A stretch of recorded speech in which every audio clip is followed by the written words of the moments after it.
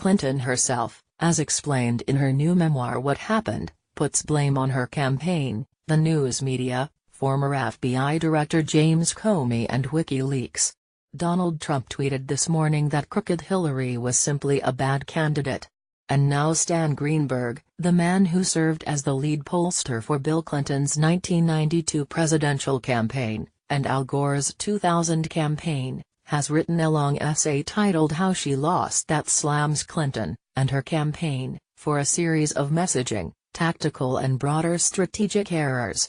For me, the most glaring examples include the Clinton campaign's overdependence on technical analytics, its failure to run campaigns to win the battleground states, the decision to focus on the rainbow base and identity politics at the expense of the working class, and the failure to address the candidate's growing trust problem, to learn from events and reposition.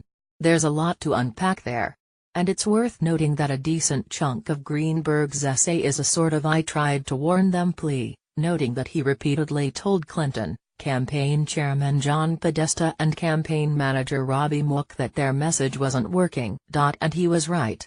But Greenberg's most intriguing, and I think, important, point is his suggestion that Clinton chose to focus on gender and race issues over class ones, and that it cost her dearly. He writes, despite overwhelming evidence that the Democratic base wasn't consolidated or excited, the campaign believed Trump's tasteless attacks and Clinton's identification with every group in the Rainbow Coalition would produce near-universal support.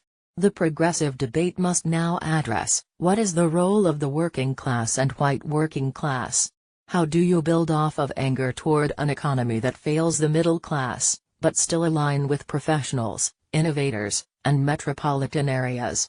How do you credibly battle corporate influence and corrupted politics? Can you simultaneously advance identity and class politics?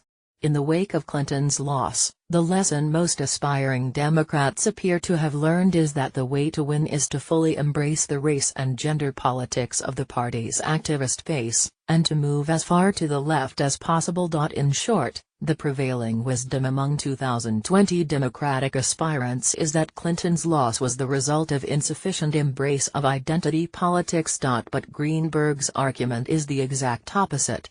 That in deciding to air a breakthrough ad in Nevada in which she hugged a dreamer rather than an ad with an auto worker's daughter, Clinton was sending a message to white working-class voters that she didn't care about them.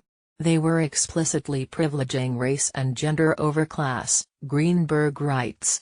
And they championed policies that expanded opportunity in the way advanced by Obama. It's not clear to me whether Greenberg's thesis will get a real test come 2020. The lone top-tier candidate who would likely run on a class message and with a class, over race and gender, focus is former Vice President Joe Biden, who remains undecided on whether he'll hop into the race.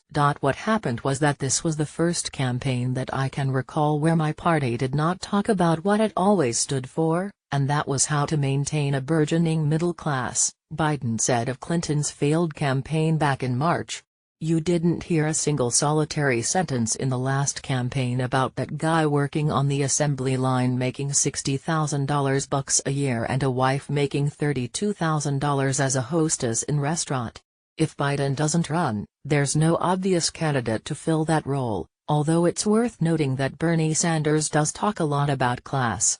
Sanders' focus on class over race and gender politics was roundly criticized by Clinton and her allies during the 2016 primary campaign.